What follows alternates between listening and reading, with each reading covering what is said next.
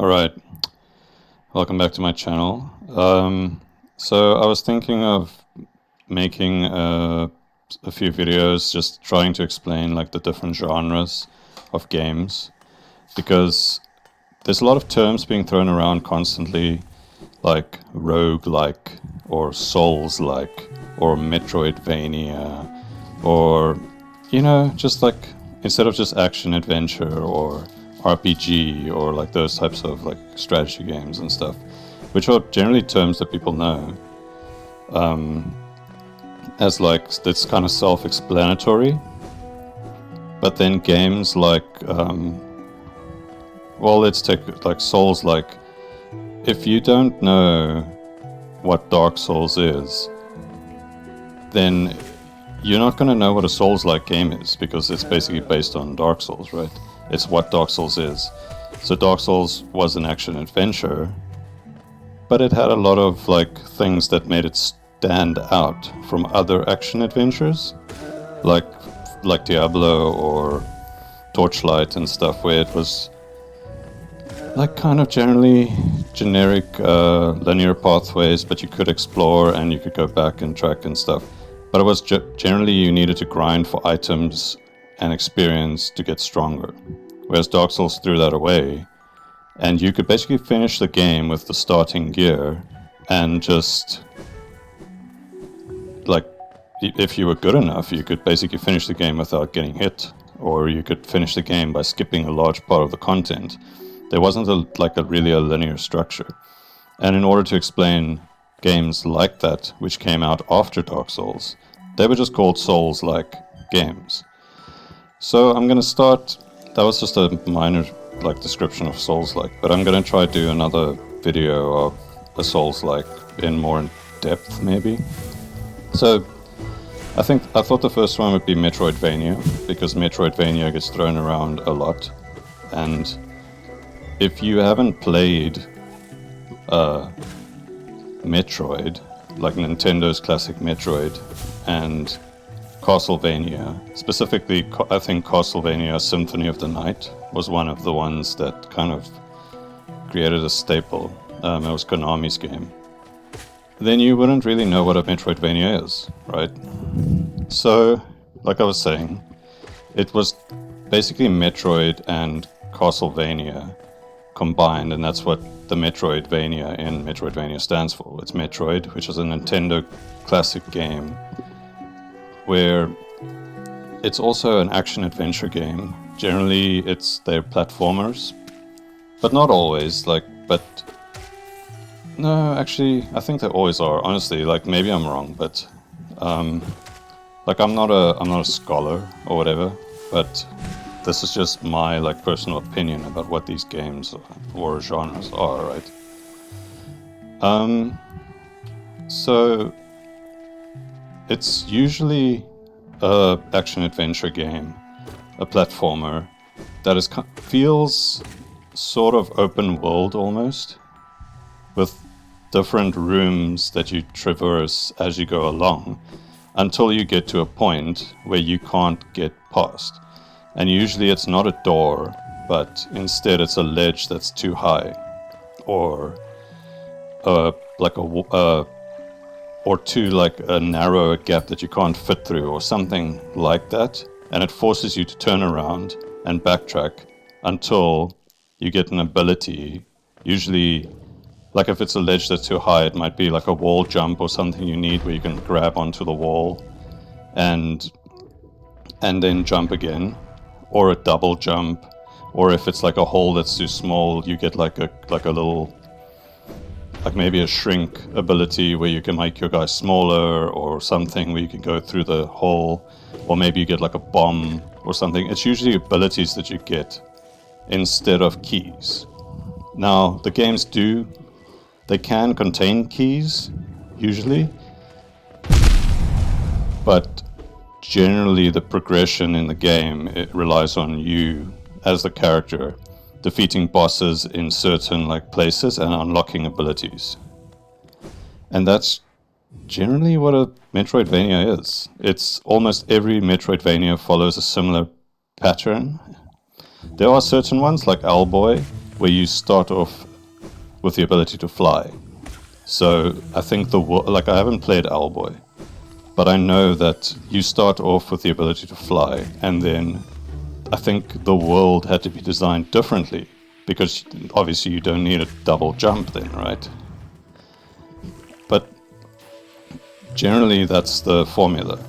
And anything that has Metroidvania as a genre follows that formula mostly.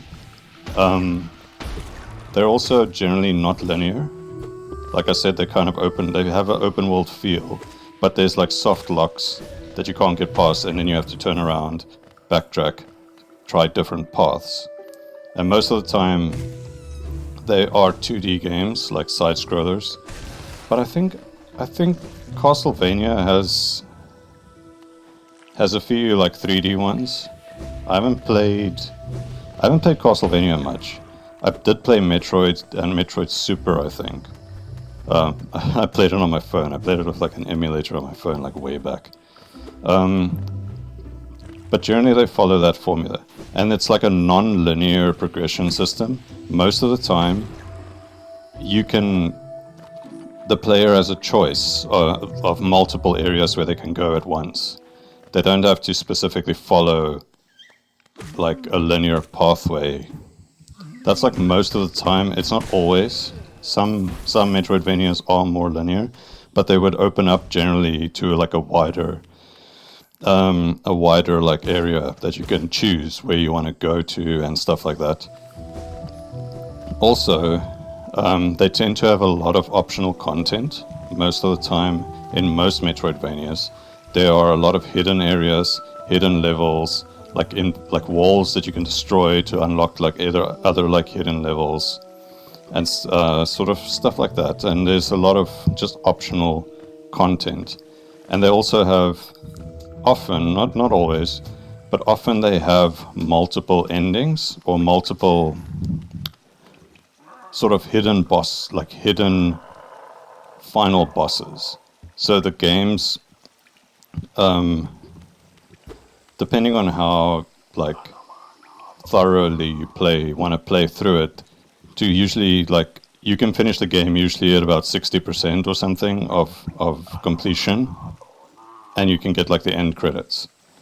But then there's like 40% or more. Like in the case of like Hollow Knight, they added extra DLCs and stuff after the game was released. So to get the 100% completion, it's actually like 113% or something, or even more maybe. Like I'm not 100% sure. I have not managed to get like all of it. Like some of the, like Hollow Knight's a very hard game, and some of the bosses are just fucking above my skill or patience level. So yeah, that's basically it in a nutshell. That's basically what Metroidvania is. It's based on Metroid/Castlevania and that formula, and it's more based on skills rather than keys, and it doesn't really follow a linear path. And then I thought I'd give you a few like Metroidvanias to try out, which I really enjoyed. Personally, my favorite Metroidvania that I've probably ever played is Hollow Knight. I highly recommend it. The only problem with Hollow Knight's quite difficult. So if you are not like super like agile or whatever with your, speedy or gamer or whatever, Ori and the Blind Forest might be more like one that you should try. It's an easier game, but it's got it's still a good game. I highly recommend that as well. The second game, Ori and the Will of the Wisp, that's also very good. Another one is Axiom Verge, which I really enjoyed. I thought it was really cool. It's basically a clone of the original Metroid, or Metroid games, like the pixel ones, which is it's really great. And I think there's a second one that either came out or is coming out. So that's a good one. Bloodstained Ritual of the Night. That's a really good one. I think it might have been crowdsourced, and it might be one of the developers, or either the main developer that worked on Castlevania Symphony of the Night. I think it's his game, so I'm not 100% sure of that, but I think that's what I heard when Bloodstained came out. Steam will dig the second one specifically. I didn't play the first one, but the second one was great. It actually reminded me a bit of Ori and the Blind Forest, so highly recommend that. Trying to think. Other ones that I've played is Ender Lilies. That was pretty good.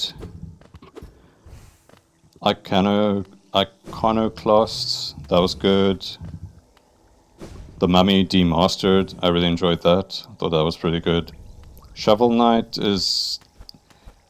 It's a good game, but I don't know if it would fall under the Metroidvania. I can't remember if you unlock abilities and stuff. It had like levels more. It was like not really open world. So I don't know if Shovel Knight... I mean, it's a good game. I would definitely recommend it, but I don't think it... In my opinion, it's not as Metroidvania as the other ones. Yeah, those are the only ones I can really think of. I mean, there's a lot of ones that I haven't played. Like, I never played Symphony of the Night, like I said, so there are, like, other ones.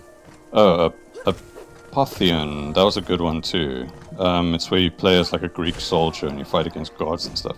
I never finished it. I got to the one boss, Poseidon, and I couldn't beat him, so I just stopped playing after that, but... Yeah. Yeah, cool.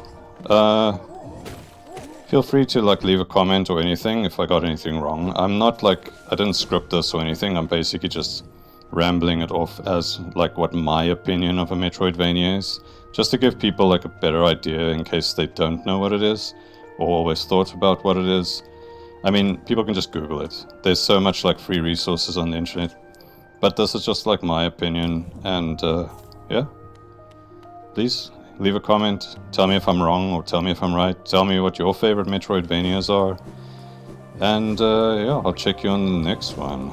Shot and cheers.